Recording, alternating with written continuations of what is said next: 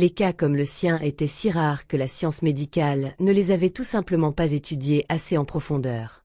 Comme nous le savons, la cause officielle du décès a été répertoriée comme étant un étranglement.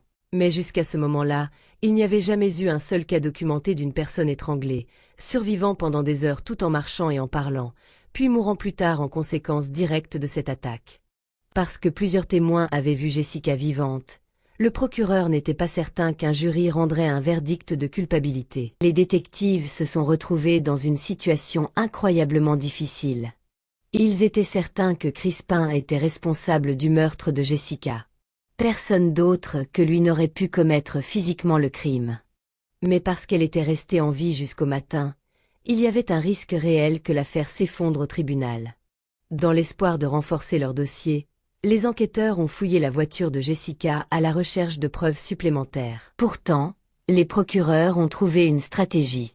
Ils l'ont accusée de falsification de preuves en relation avec l'affaire de Jessica. Comme nous le savons, Crispin avait admis avoir jeté sa carte de crédit et repeint son camion.